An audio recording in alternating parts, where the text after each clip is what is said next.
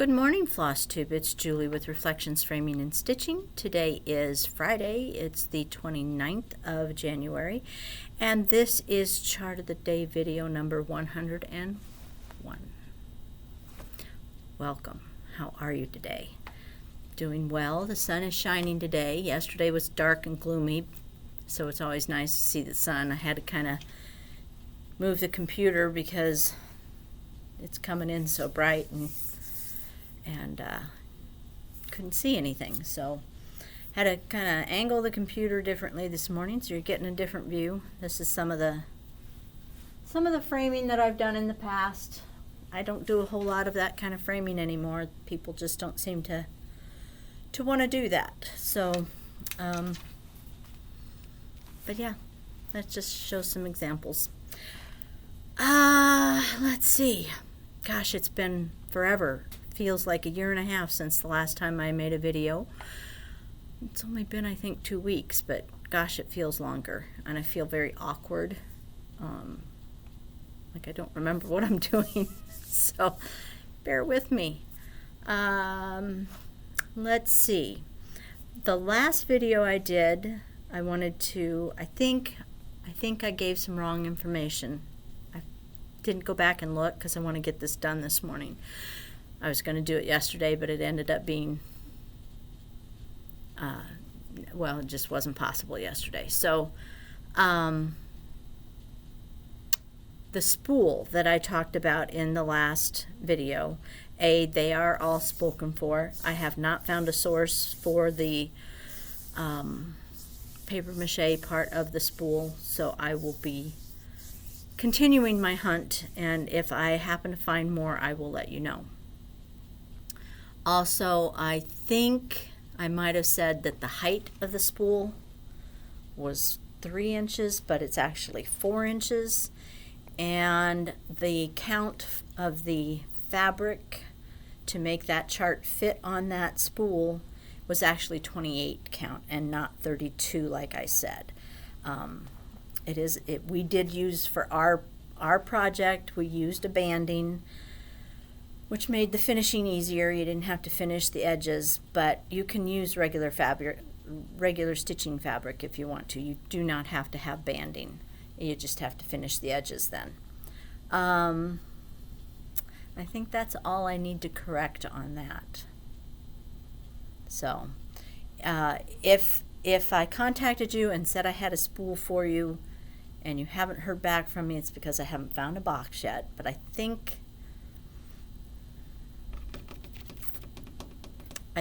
I'm all caught up and have sent out all but one.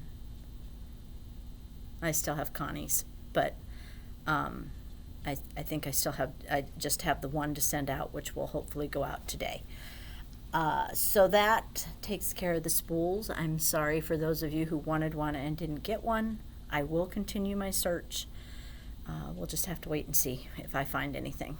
So chart of the day from last time was, or question of the day from last time was about the zoo and your favorite animals. And I have a hair sticking out here.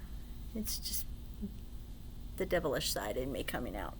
We'll just ignore it. Animals, zoo animals, and your favorites. Runs the gamut. A lot of you like the giraffes, which surprises me. I don't know why it surprises me, but it did. So thank you for answering that question. I appreciate it. And I know I haven't gone through, and I've read the comments. I just didn't click like on them yet, but I have read them. It's just been kind of a crazy couple of weeks, so my apologies. All right, let's just hop right on into today's chart of the day, which is new to the shop. It's from Scattered Seed Samplers. It's a chart called Out on a Limb Pin Keep. Now, I would have thought it would have been called Little Wren because that's what it says on there, but it's actually Out on a Limb Pin Keep. So if you are planning to order it from your LNS, you're looking for Out on a Limb and not Little Wren. just FYI. Sometimes it can be confusing. The chart sells for $12. Stitch count is 123 by 80. Finish size, if you stitch it on the called for 36 count Vintage Country Mocha, is 7.5 by 5. And it uses 6 colors of DMC, which look like this.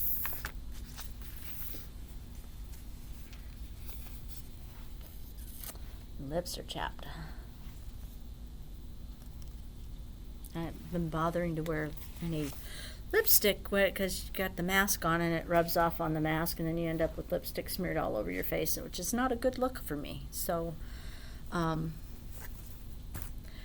now my lips are chapped. All right, so this is the 36 count Vintage Country Mocha. For those of you who do not know, Vintage Country Mocha is stamped, not over-dyed. So one side is plain, the other side has the stamped on it. And it has a grain to it because it is stamped. So it can run this way or it can run this way. My personal preference is to run horizontally, not vertically, just because I think it tends to look like rain when it's going this way. But you know, either way, by the time you get stuff stitched on it, it probably really doesn't matter. I'm just a little weird that way. So these are the colors on there. I got to keep that out of the sun.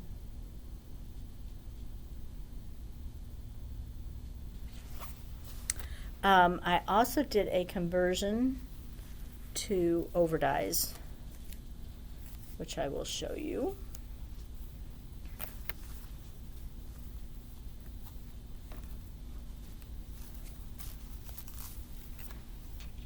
In case you like overdyes, because some people prefer that.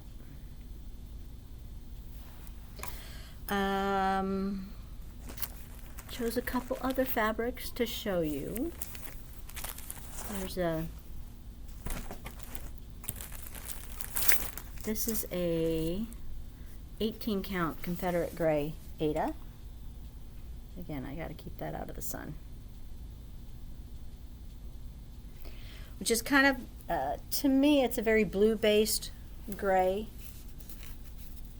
And I think the colors all look really pretty on there.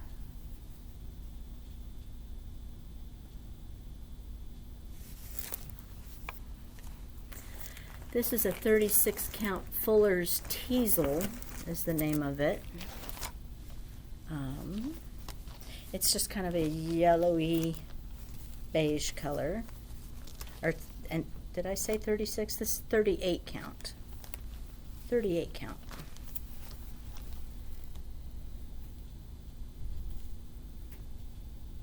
Just a nice neutral. For something, this is, I really like this one. This is 36 count Vintage Tundra from Lakeside Linens.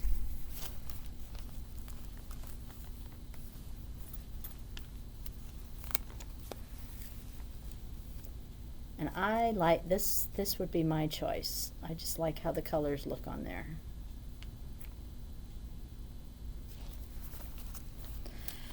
Let me show you the DMC also.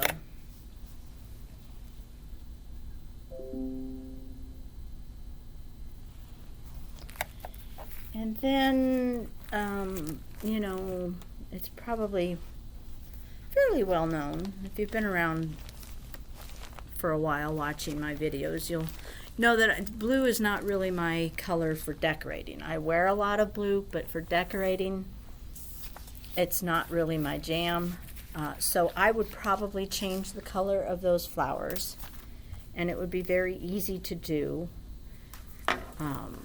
You know, you just remove this blue, which is 924, and pop in a red that you like, or you can pop in a purple that you like, or pink, or, you know, an orange, whatever. The rest of these colors are all very neutral, so you could put any colored flower in there that you want, and it's going to look fine. I was talking to Lori about this, and she was saying, well, yeah, you could turn that wren into a robin pretty easily too, and then you could, you could give the robin a red breast and change the eggs to a blue, robin egg blue. Remove wren and put in robin. So that would be very easy to do if you wanted to go to that trouble. Something else I did is I had this fabric that I ran across when I was looking for fabric, and I'm like, ooh, I really like this fabric, but I need something to go on it. So the fabric is called Cocoa. It's from Fiber on a Whim, and I tweaked the colors, pretty much all of them. I think I only kept, no, I tweaked them all. But the fabric itself has kind of it's got hints of green and gray and kind of a reddish purple color. Looks like this. And I thought it was really pretty, and I wanted to find colors that would work on it. So I did that, and I think that would be pretty stitched up. This pattern would be pretty stitched up that way. So this is a 36 count. And I really think I would like that. What do you think? Yay? Nay? Okay, that concludes the chart of the day portion of this video. The question of the day for today is hot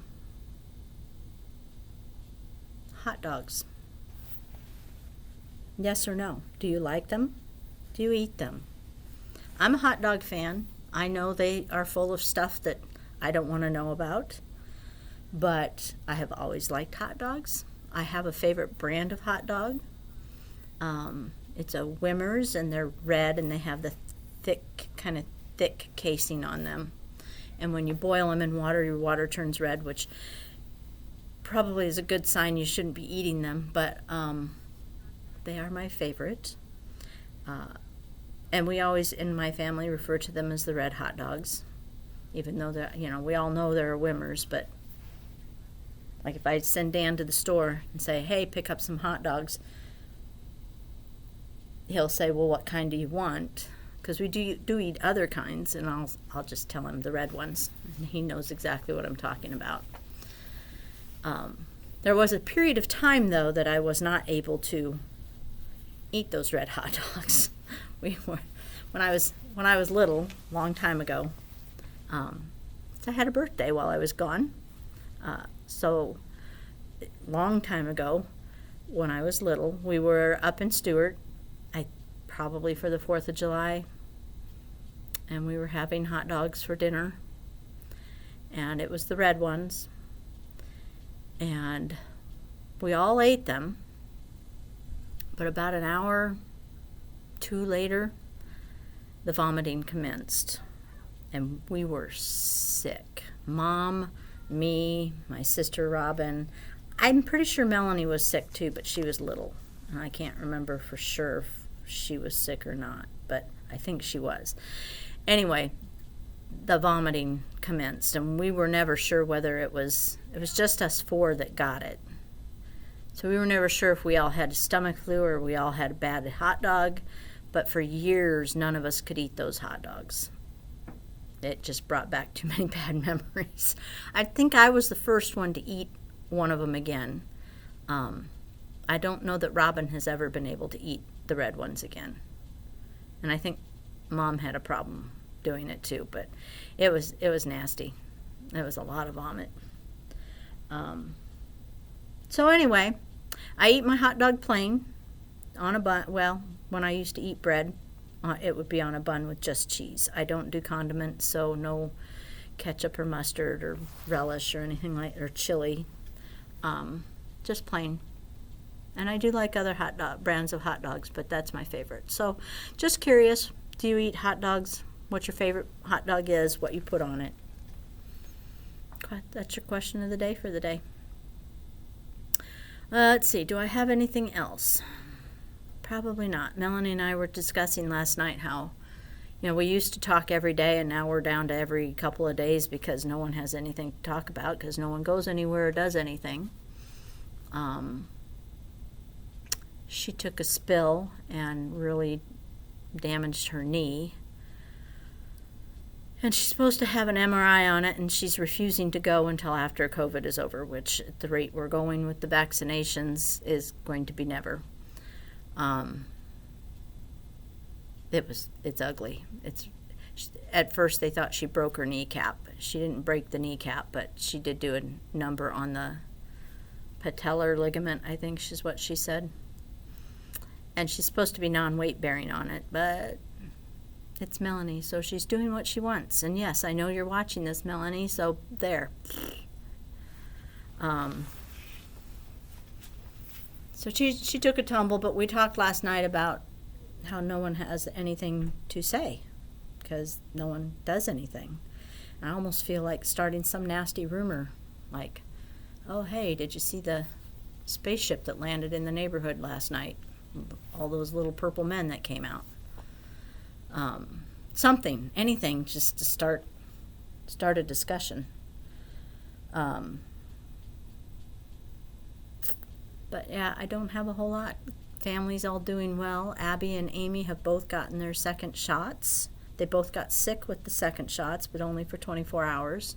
Small price to pay. So they're all doing well. Emily is not vaccinated because she doesn't work in the health industry. So she's going to be in the same group, I think, as I am, which is low man on the totem pole. And Adam and family are doing well. Yeah, there's really not much going on. I think most of you know that market was pushed back to May and is now canceled. And they're starting to make their plans for 2022. It's going to be weird not going to market this year. There is an online needlework show that is being hosted by Janice from Noteworthy Needle. I am registered to participate. And that's about all I know. It takes place in March, but I don't know anything else yet as far as how it's going to work. So I'm waiting for further information. And I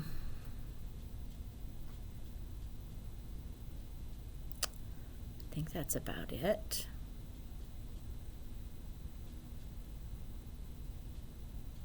When I'm sitting by myself, I think of all these things I should talk about. And now then I get in front of the camera and it all just leaves. It just goes. Oh, I know what. I got an email from Teresa Baird this morning. She's going to have a new release. It was supposed to be her class piece, but since she's not doing classes, she felt she could go ahead and release it to the public. I can't remember the name of it.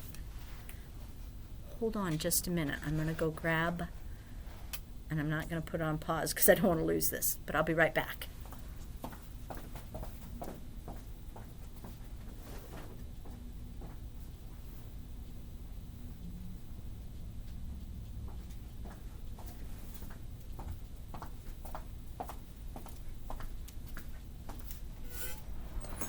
Morning, Lori. Morning.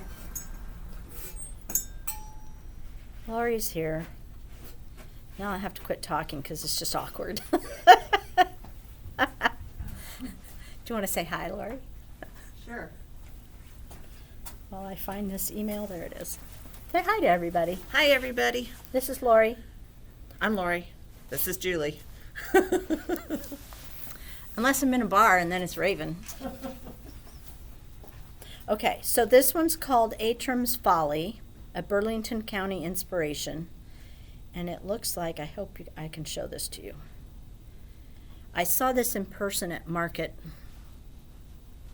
I think it was 2 years ago, and absolutely fell in love with it. So let's see, can you see it?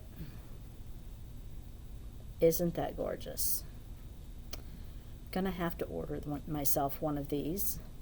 Her charts are amazing, like the detail in them, the artistry.